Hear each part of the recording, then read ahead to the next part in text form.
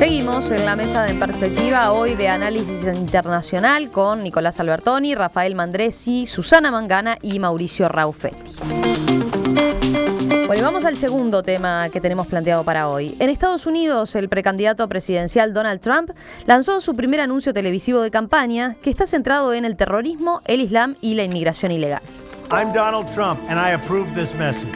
The politicians can pretend it's something else, but Donald Trump calls it radical Islamic terrorism. Los políticos pueden pretender que es otra cosa, pero Donald Trump lo llama terrorismo radical islámico y es por eso que está llamado a una prohibición temporaria del ingreso de musulmanes a Estados Unidos, dice el spot. En la pantalla pueden verse imágenes del presidente demócrata Barack Obama y de la candidata presidencial de ese partido, Hillary Clinton, así como la pareja musulmana radicalizada responsable del ataque en San Bernardino, California, en diciembre pasado, que dejó 14 muertos. Él cortará rápidamente la cabeza del Estado Islámico y tomará su petróleo, agrega la voz masculina en referencia al grupo extremista Estado Islámico que controla parte de Irak y Siria y supuestamente inspiró a la pareja. Y tendrá además la inmigración ilegal construyendo un muro en nuestra frontera sur que México pagará, concluye el spot. Trump lidera las encuestas en la interna republicana con un discurso que ha provocado fuertes polémicas. Del lado demócrata, quien va a la cabeza es Hillary Clinton, la ex secretaria de Estado, a quien Trump acusó de haber creado el Estado Islámico.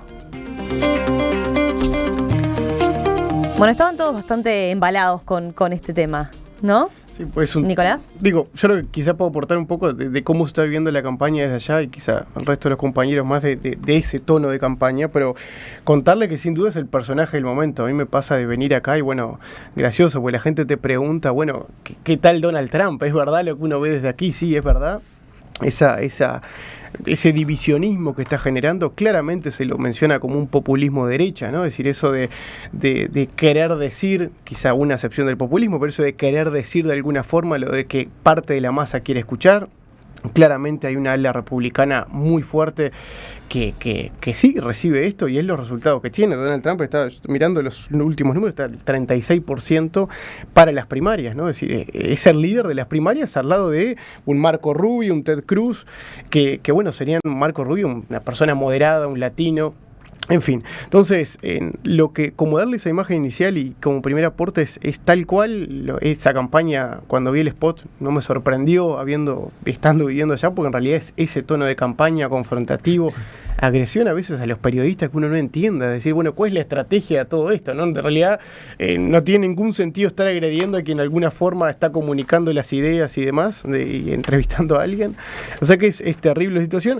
Y en cuanto a esto, que quizás sí doy pie a lo que sé que algunos compañeros también querían decir, yo creo que lo lamentable es que está abriendo una rispidez en Estados Unidos que Estados Unidos ya conoce, ese divisionismo, esa confrontación, pero que quizá estaba apagada, básicamente marcado por el 11S, que unió a un Estados Unidos y fue un antes y un después. Hoy Estados Unidos era único y hasta muchos demócratas, bien demócratas, hablaban bien de Bush y bueno, y entre todos cómo trató de gestionar esa crisis del 11S y demás, que se lo ha criticado mucho, pero ese 11S marcó esa unión de Estados Unidos, que se está quebrando ahora, nada menos que con una primaria que a veces las primarias son importantes, pero no marcan tan fuerte como lo está generando Trump, ¿no? Es decir, que está generando este divisionismo que él de alguna forma es el fundador. Primarias que comienzan ahora nomás, ¿no? Sí, ahora mismo. Rafael, ¿vamos contigo? Sí, a mí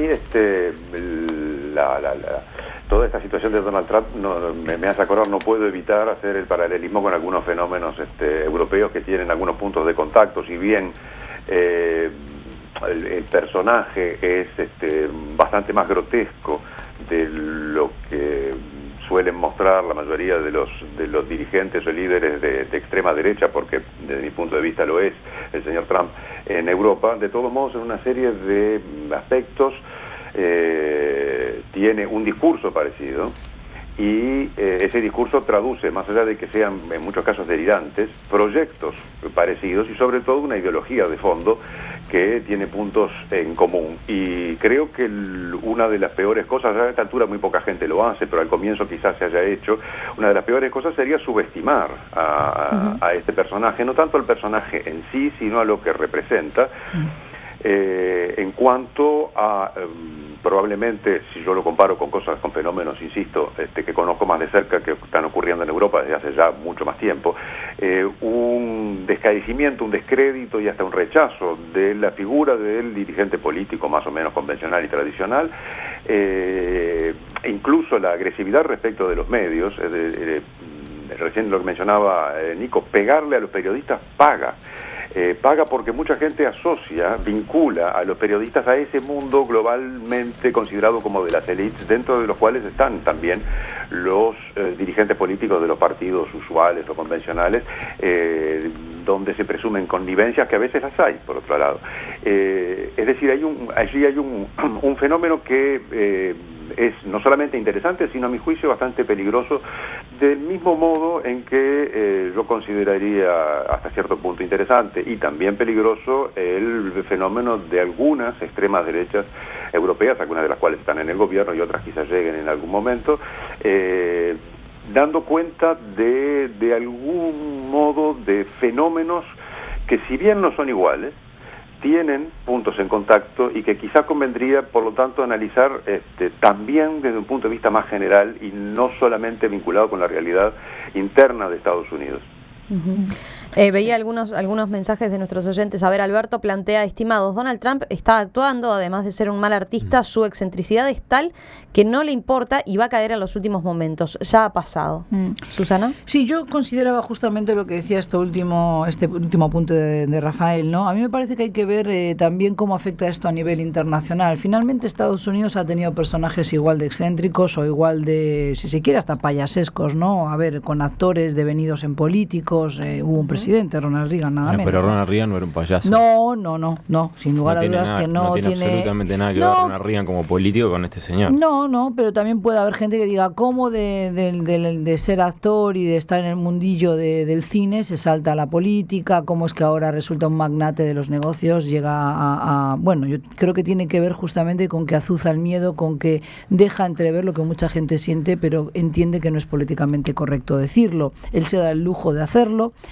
Por tanto, no nos debe sorprender porque conocemos a qué está apelando. Lo triste es que se sigue manejando un concepto equivocado para mi gusto, y es que el temor a que los de afuera son los que vienen a dañarnos, cuando en realidad eso también pasa en Europa, lo decía Rafael, ¿no? O sea, la idea de que levantando muros evitamos la inmigración ilegal y evitamos la delincuencia, la criminalidad, pero además evitamos que lleguen musulmanes a lastimarnos, cuando en realidad tenemos ciudadanos o estadounidenses o europeos que ya son musulmanes de origen o que se convierten al Islam, que abrazan una nueva fe en nuestro territorio, sea el estadounidense, sea el europeo, por ejemplo, el occidental. Entonces, ahí es donde falta el análisis de ver cómo podemos hacer para convivir todos juntos en este suelo, en este territorio, ahora Estados Unidos, sin demonizar a nadie, ¿verdad? Y yo creo que eso es lo crucial aquí, que lo que dice Trump, sabemos todos que es una aberración, lo saben los propios norteamericanos cabeza pensantes, pero en definitiva está diciendo lo que muchos norteamericanos, decía Nico, quieren oír, ¿no? Y está capitalizando eso, el temor, el hastío también, pero porque hay un simplismo a la hora de hacer un razonamiento de que, bueno, todo lo que viene de afuera que nos amenaza hay que evitarlo, hay que eliminarlo de raíz. ¿Mauricio? Sí, yo creo que una de las cosas más importantes es que Donald Trump está haciendo un gran trabajo desde el punto de vista comunicacional en ir al Estados Unidos profundo y buscar a gente que no está entendiendo lo que está pasando. Y hay una parte de su discurso, yo estuve repasando para venir varios de los discursos que ha dado desde el año pasado, y hay una frase que la quiero compartir con la audiencia. Él dice: vamos a prohibir la entrada a los musulmanes a Estados Unidos hasta entender lo que está pasando. Uh-huh. ¿Sí? ¿Qué pasa?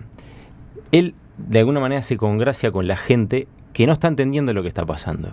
Y digo, yo viví en Estados Unidos, Nico también, seguramente muchísimos de los oyentes han viajado y conocen Estados Unidos, y hay una parte de la población norteamericana que no necesariamente es demasiado activa políticamente, que en este momento está escuchando cuestiones que tienen que ver con sus valores principales.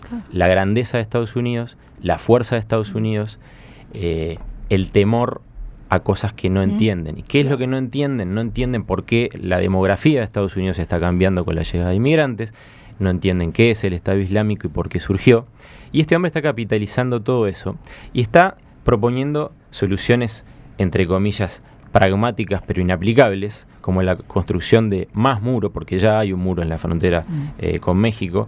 Está proponiendo prohibir la entrada a personas a un país al cual se puede entrar. Y yo quería, para redondear esta primera parte, recomendarle a los oyentes que vayan a internet y busquen un artículo del País de Madrid que se llama Viaje al planeta Trump.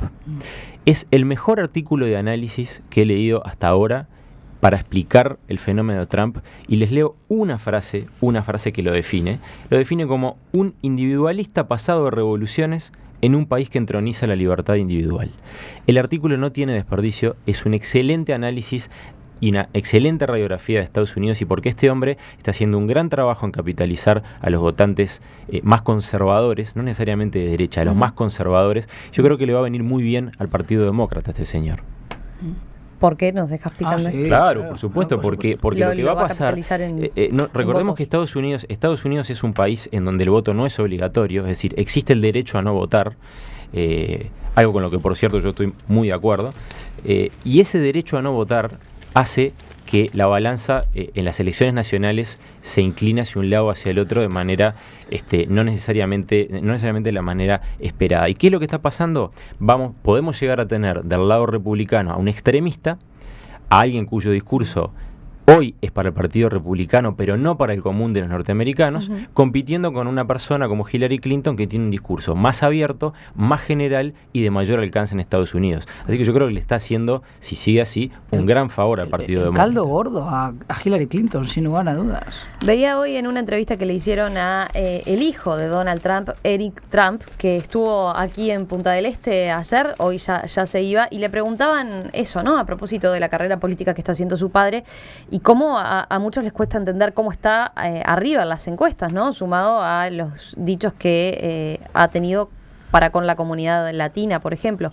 Y Eric Trump dice, la controversia no es contra los latinoamericanos ni de los inmigrantes en general, sino sobre los inmigrantes ilegales.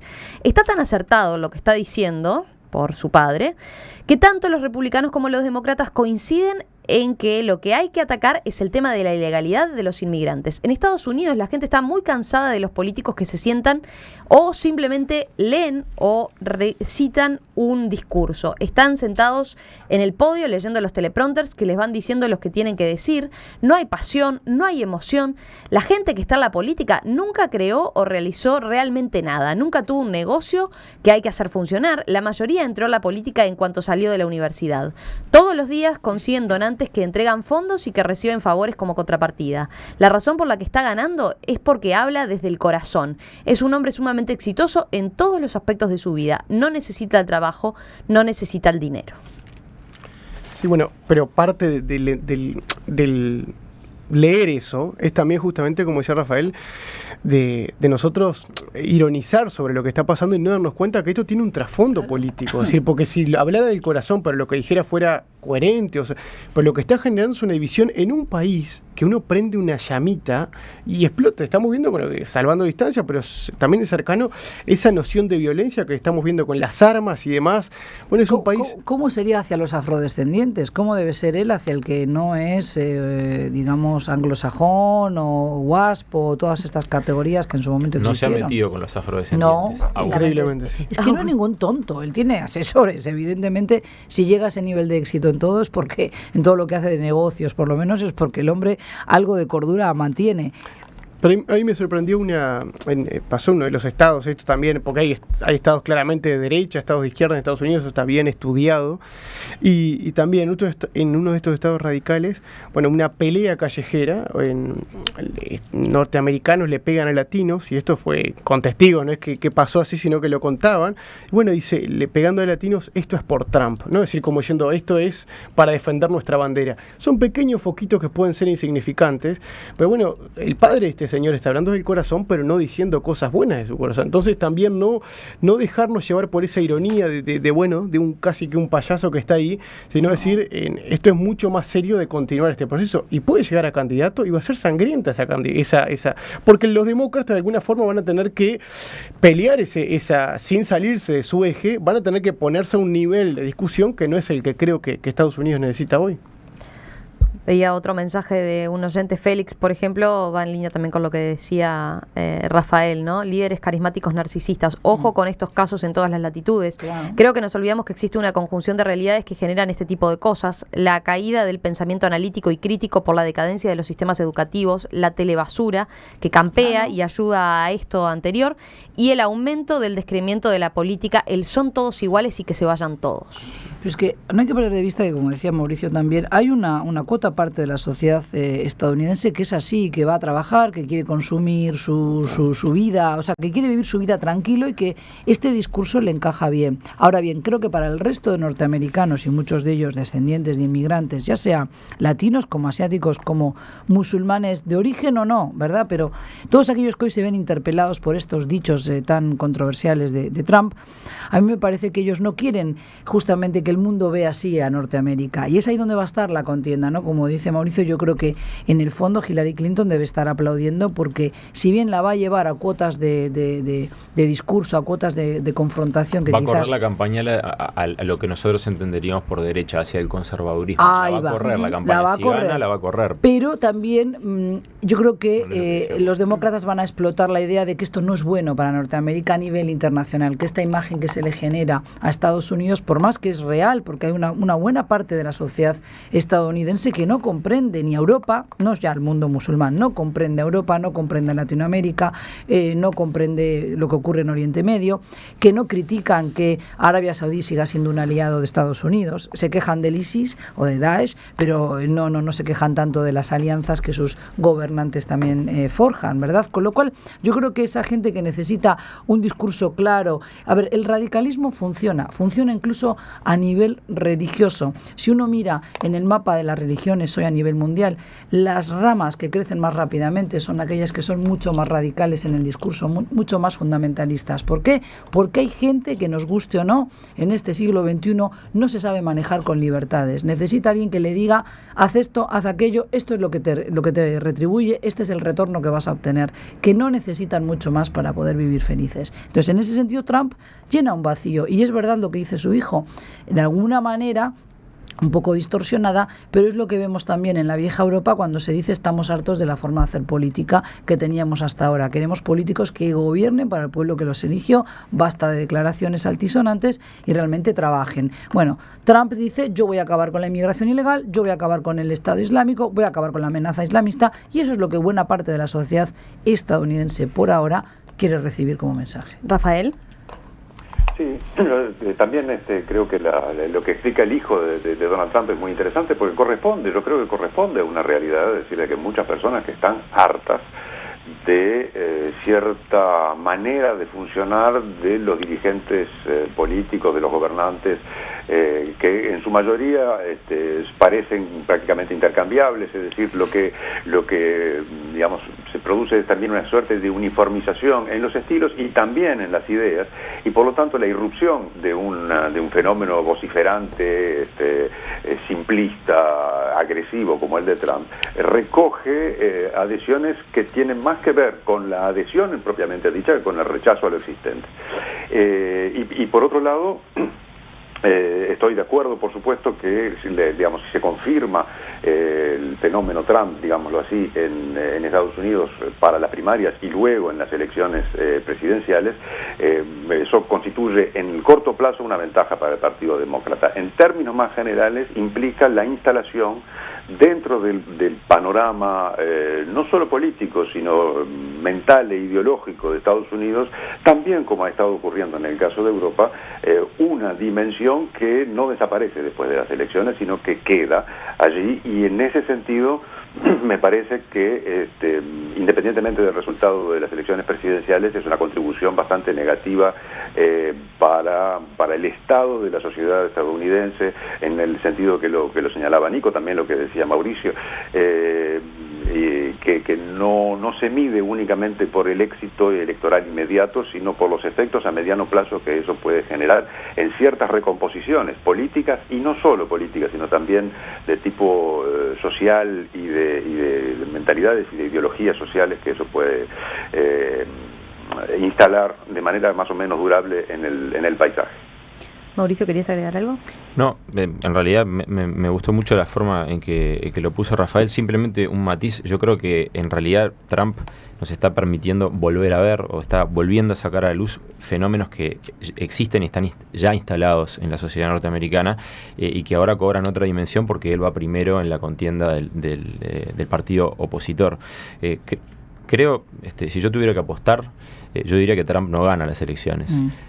Tal vez me equivoque, y ahí le voy a invitar. Decir que gana las primarias, pero no las elecciones. No sé si gana las primarias. Puede ser que las gane las primarias, pero no creo que gane las elecciones, porque no hay que olvidarse que ese 36% corresponde, el 36% del que habla Nicolás, corresponde a electores que están decididos a votar por el Partido Republicano, y no estamos viendo el panorama dentro del Partido Demócrata. Y la sociedad norteamericana, más allá de estos fenómenos, es mucho más moderada, es mucho más el número de moderados que de extremistas. Y les recuerdo lo que pasó en las últimas elecciones. En las últimas elecciones, Barack Obama terminó votando mucho mejor de lo que se preveía, porque mucha gente realmente terminó dándole un apoyo mayor por determinadas medidas que estaba previendo adoptar en su segundo gobierno. Es decir, una cosa es ver las internas, lo que serían las internas de los partidos en Estados Unidos, en donde los discursos apuntan a, digamos, a consolidar al votante que va por un partido, y otra cosa son las elecciones nacionales, con una población que es mucho más moderada y mucho más en el medio, mucho menos extremista, por decirlo de alguna manera, que lo que son los votantes que hoy se pronuncian por Trump. Romy, solo un pequeño, muy rapidito, y me parece que no hay que olvidar que a medida que vaya avanzando la campaña electoral, lo que va a pesar también es qué programa económico van a proponer los distintos candidatos, que eso es lo que finalmente yo creo que también inclina la balanza, ¿no? En perspectiva, da que hablar. Ya regresamos para el último tema de esta mesa internacional.